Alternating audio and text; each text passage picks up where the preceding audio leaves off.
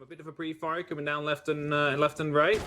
Vito hoping to be able to find one down right here. Is eventually going to be able to pick up that kill. So that's the start. Going to be able to get that entry on the board and give some space to Chaos to build upon. Yeah, good opening pick there. Dan's been one of those players who, when he's allowed space, he can really pop off. But if he's shut down early, that can really be a hindrance there to Team Empire. Vito just waiting to get this shot, and he does. He secures it there onto Scyther, one of the top players here, not just on Team Empire, but in the EU League overall. And you mentioned how Chaos, they're doing very well to understand the positioning here of Team Empire, and they're being able to exploit it as Shepard is the next one to go down. Empire are basically being picked apart just a small bit. Like someone who doesn't like the, what's it called? The grains in his bread, just like picks out the little seeds, you know? Yeah, some of these picky people. Chaos just picking them apart one by one. Only always in joystick left and always is quite low. 30 HP.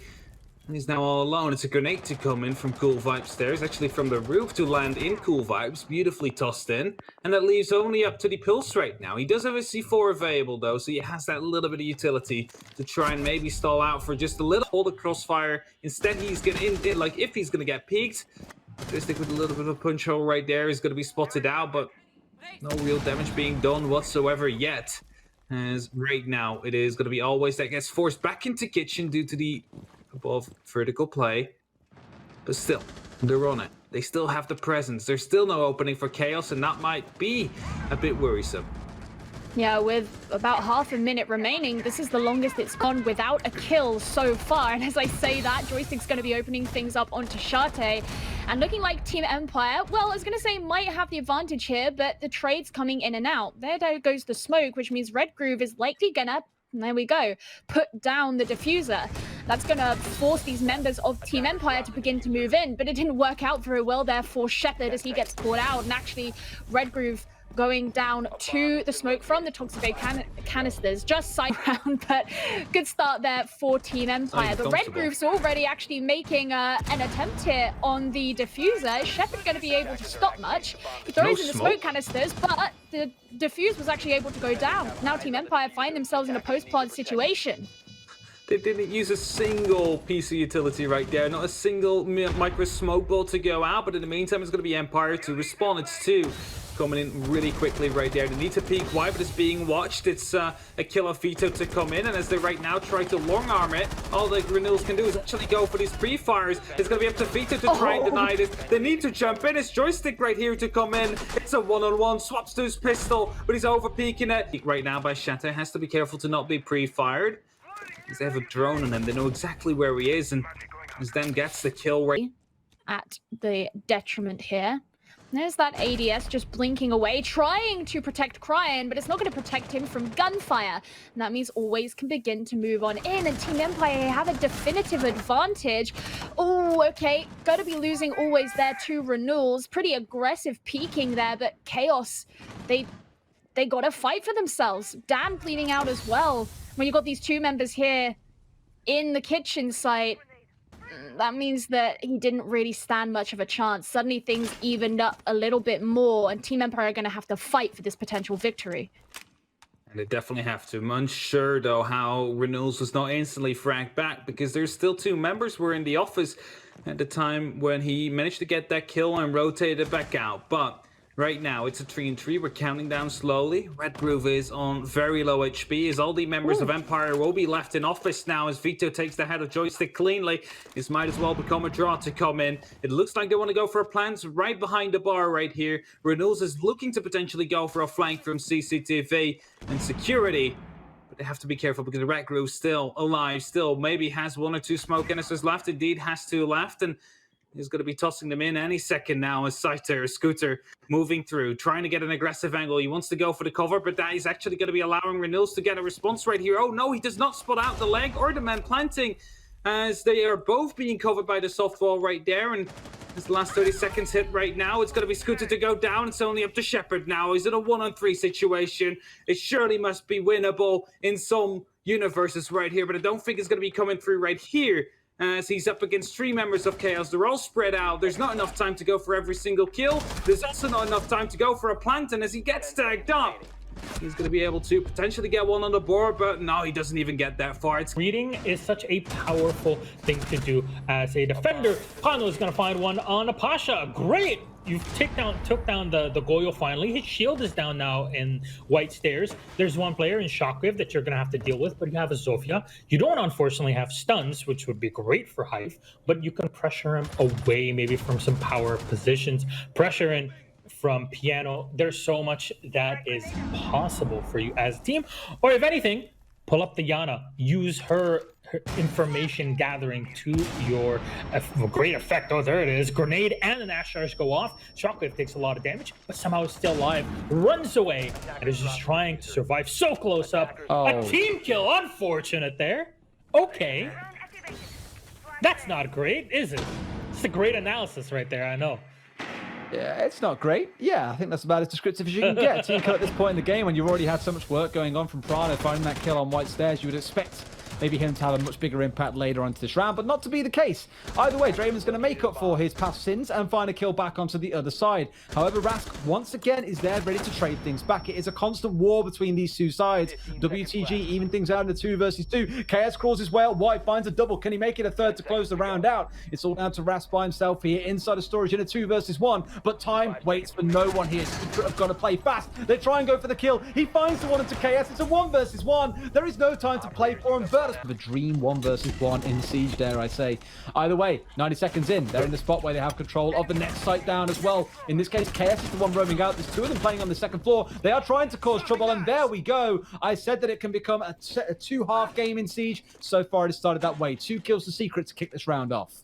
Virtus Pro not getting the right information at the right time. The drones came in, but somehow could not spot KS. There's another shot. Shockwave, good night, my friend. Prado with another one on the Mizian. And it's reading. They're reading. Rates in the game, but there are others that are doing better right now. So I like that at least he's playing on this operator that is more about feeding information over.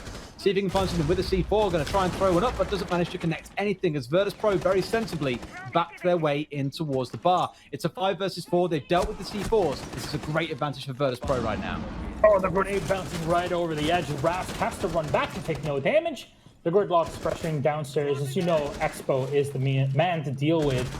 KS trying to hold on. The Ash takes a lot of damage, but somehow evades the kill. Flashbang thrown down, unfortunately, will miss. Okay. And the Ash Expo runs around the corner. WTG and Rask finding a kill each, and there's Pasha with an extra fill of zone. Hive is around the corner. Hello! That's why vertical play, we always keep talking about it, but time is of the essence. And Pasha, quick shot onto the head. Prano has been taken down. Barbed wire is going to be pushed here for a second. Expo still find WTG, so it's something, but although shields are down, Draven will find one more onto Emigian, trying to slow things down. Secret still have both the Mira and a Nitro cell on Draven, plus KS on the Maestro. Even though it's a 3v2, plenty of opportunity for Secret to take this one.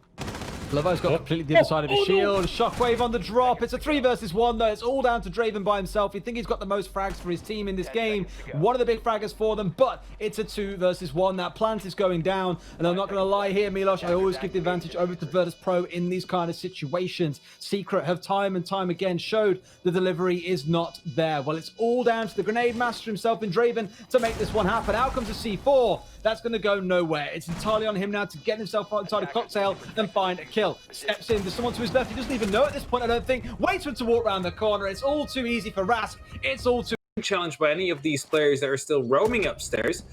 As the, oh, Wow. good night. That's a beautiful shot, Citizen. Unfortunately, you're getting traded straight after, but that was a beautiful shot to start things off with as an entry. Ispenga gets taken down. It's Rice to respond. And only 50 seconds left right now. A little bit messy there from G2, but this puts Vitality in a situation where maybe they could begin to turn things around. The diffuser has, of course, been dropped, so that's something that G2 will have to be concerned about. 40 seconds left remaining, and Kanto's got to be taking enough damage to go down as Bibu confirms that kill for himself. That leaves just Uno Meister and Virtue remaining. This could be Vitality's chance to actually start making a name for themselves. In go the smoke bolts. Rise is right there. He's not going to be able to do anything as actually he goes to the gas himself. Not a good start here for Vitality. Just 2 of them remaining, and they're going up against 2 members of G2. 13 seconds. G2 going to be able to do it though. Watching out for this angle is Bibu. Unameister gets a kill for himself, and Bibu can't quite confirm the next one. Getting close to that rotate, but not exactly going to use it. And the diffuser does go down in the meantime. He's on his own, and he's going to have to deal with this, but he can't. Teams don't when going up against them. You can watch VODs, you can analyze them, you can try and play if you're Bibu, but it's not going to work out. Kanto getting that one pretty quickly. But when you know the very personality, everything that goes into someone's decision-making in the game, and knowing that they're leading the team that you're going up against, you have that on your side. And that'll be the second kill there for G2 onto Vitality. Citizen getting ready here to toss in that nade, and that's actually going to get Rise as well. Don't know if he was expecting to get the kill with it, but he got it for himself. Gogo going to be looking up through the holes in the ceiling, seeing what he can get. Hungry's going to miss a shot for himself, taking a lot of damage in the process as well, Hap. He definitely took a lot of damage. As Gogo right here is going to be the next one to take the gun. Fiber will be losing it out to Kenta Rakete. Bear in mind that the clash is right here, and they'll very much know that now. Those flashes are going to be eaten up by the ADS, but so many members of Vitality are going to be eaten up by G2. What is this? Crazy 4 kills in a row, and it just takes Bit of a walk, it looks like, rather than staying in one place. It's Void finding the opening kill onto Panics. It's almost befitting. Void's been dealing with his cameras, and now he deals with the operator itself. 2 kills in for tempra. It's still 3-0 to Na'Vi, let's not forget, but this is what we're trying to see. If tempra can find one, but Doki does Doki things, finds himself 2. Can he make it a 3rd? Gonna have to retreat here and leave his comrade for dead in this case. Kendrew down on the ground, should probably not get saved anytime soon. So make it a 2 versus 3. Very little intel left though for the side of tempra. Now make it a 1 versus 1 as Doki's down 2. It saves to save the round quite literally here for the side of Na'Vi. 60 seconds to go, so the only way out of this one I feel is going to be frags. He's got 3 different crossfires on him. He'll pick one, and that's an important one. He has these beautiful lines of sight onto Yellow. That's a beautiful headshot. All he needs is one more. It's Shinka. It's the top-rated player of tempra. Can he take out saves? It's ACOG v ACOG, I believe. He's rocking one as well, and oh, he's going to have to crouch walk his way in. This is smart. He has over 35 seconds left. Surely he can hear him. He sees the backpack. He'll need to connect these shots. And this is a waiting game, ladies and gentlemen. Who peaks first? Who wins out on this? The pings will come out. He'll bait it, but surely there's some intel to give away his positions. Pros don't fake. Yes, they do. And some shots will rain over onto saves. Shinka's in a good position here. But saves can play time on this. He can just pepper shots through. Will he get it? He'll dock himself. That's the right play. And shots will rain back. He's playing on the time. And oh no, Shinka's played this wrong. He'll have to stick this one. Saves knows it. He can come zooming in. He'll hear the buttons pressing. And that's all over Red Rover to the SMG player. But this is a 4v3. Tempra need this round. There is no more chances for them. They must get the next 4 or 5 rounds rather in a row, and this is one of them to start and kick things off. A drone will come out, and this is good. Na'Vi have decided to slow things down, but Doki hasn't indeed. He'll finally get traded by P4. It's all up to a 2v2. Can tempra do it? A couple of shots, perfect TCSG alignment. He'll get Kendrew. And now it's all up to saves. We've seen him clutch rounds before.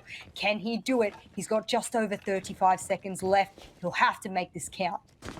Completely ignore what's going on elsewhere. It's going to be saves in a 1 versus 2, mind you. Does get 1. Can he find the second? The answer so far appears to be no. It's going to be P4 holding us safe. He's going to try and attempt a plant here in behind the shrine itself. P4 gets in nice and close, but that's going to be stuck. And now the advantage sits with saves. Slightly more HP. Hits the shot. Swap here from the walk-in closet. There's a thermite charge going off. There's nobody to deal with him. As you saw, there was no bandit, there was no mute. There's going to be clear aggression there from the Valkyrie. Close up here from Renshiro. And oh, you got to be careful against this one. The thermite around the corner. Quick taps. Nobody around there. Just sit back. One more time. And finally, we're going to be able to destroy one of the shields they're hitting. Well, you can see just running around wildly from the Vigil, unsure where he needs to look, and he'll go down to Leon Geertz, and wow, this is a lot of pinch pressure coming out from the attackers. This is what you want to see. There's just over 30 seconds left. An entry onto Renshiro is what they need. The Ash will kick things off onto the execute, and they could see the player behind the bomb, but he'll start to eat the smokes ever so strong. Now we'll get to a 4v3. This is still doable for the defense. Rips hasn't started the plan. He will go into the cubby corner. That plan off, and oh, Corey, he knows how to hit his shots as a sniper, and in control in the hands of Shike. He can make this happen. No, he can't. Go up to Brit. Gathering from BDS. As you see, there's still a decent chunk of time left with just over a minute. So if you limit that information from BDS, you're going to have an easier time hiding in the many nooks and crannies. There's the camera, Valkyrie camera, finally spotted, and it's less info that you're going to have to rely on as Rogue. Well, they have the good pinch set up ready, and, well, Rogue are firing back with absolute ferocity, and almost directly up on the door is Corey. He's been hitting his shots with the DMR. Can he hit it with the rifle as well? He'll quick peek, but no one will be there to collect it. Aces pops off with 2 headshots. And Shiro Rafal will get the DMR shot onto Aces. And we'll get it. It's all up to Rafal now. He'll need to hit 2 shots if he wants to keep his team in the fray here. He'll get 1 shot from behind, but he doesn't seem concerned whatsoever. He'll run to get the diffuser. He's quick peeking as quick as he can. 10 seconds left. Can he hit 1 shot? Yes, he will, but the double peek will come out, and it's all